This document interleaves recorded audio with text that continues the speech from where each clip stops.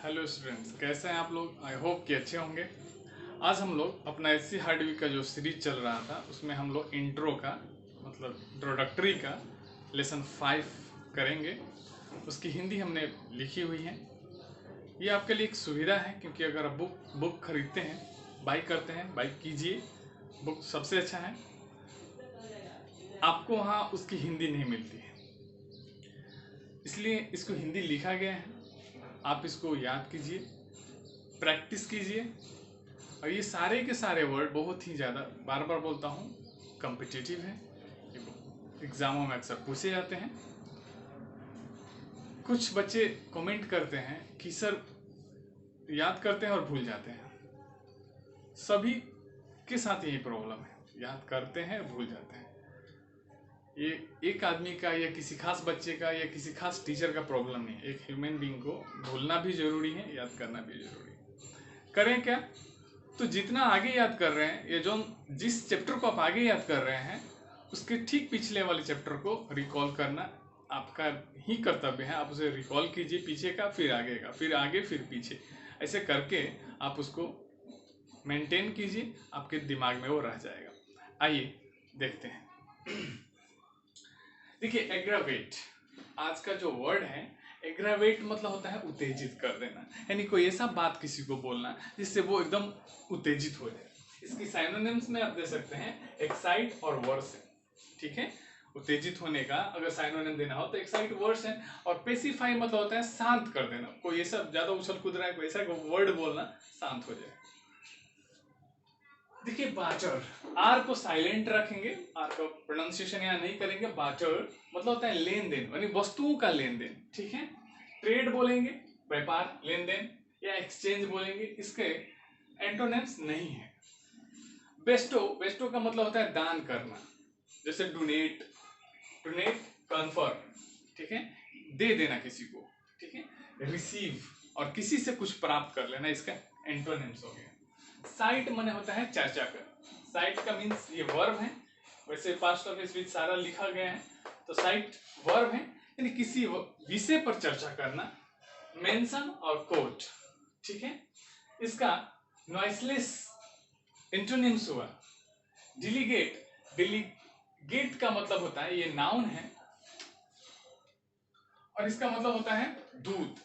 ठीक है, एजेंट बोल सकते हैं और रिप्रेजेंटेटिव बोल सकते हैं। ठीक है, इसके एंटोनिम्स नहीं है। जो क्योंकि अगर देखिए, अगर ये आपका एसएससी वगैरह के एग्जाम में दिया डिलीगेट, ठीक है, तो क्या करेगा, अगर एंटोनिम्स पूछा, ये दो ऑप्शन रहेगा, एक और ऑप्शन भी रहेगा, शायद साइनो रहेंगे और एक नन ऑफ दीज रहेगा, क्योंकि एंटो तो इसका है नहीं। तो आप डी को डी पे टिक लगाएं। डोमेस्टिक एडजेक्टिव है, घरेलू, पेट या होमली। और जो वाइल्ड है वो जंगली आप बोल सकते हैं। इसका फ्यूजिटिव, फ्यूजिटिव नाउन है, इसका मतलब होता है भगोड़ा, यानी किसी संस्था से, देश से भागते फिरे। जैसे विजय माल्या को ले लो, नीरव मोदी को ले लो, है ना। रिफ्यूजी, इलोपर। ठीक है, सेटलर, सेटलर मतलब जाकर वहां सेट हो जाए, जैसे कि विजय माल्या इंग्लैंड में जाके सेट हो गया अभी। ठीक है, तो सेटलर उसको बोलेंगे। उस फ्यूजिटिव का, रिफ्यूजी का एंटोनिम्स क्या होगा? सेटलर होगा। ग्रेब, ग्रेब का मतलब होता है परिधान, जो आप पहनते हैं, गारमेंट, ड्रेस। इसके एंटोनिम्स नहीं है।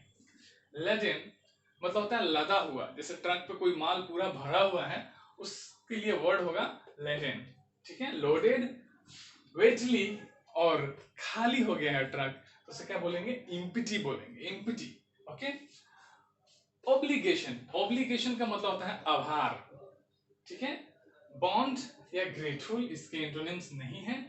आउटसेट, आउटसेट का मतलब होता है शुरुआत करना, जैसे कि बिगनिंग, स्टार्ट, और इसके एंटोनिम्स क्या होगा? एंड, खत्म करना।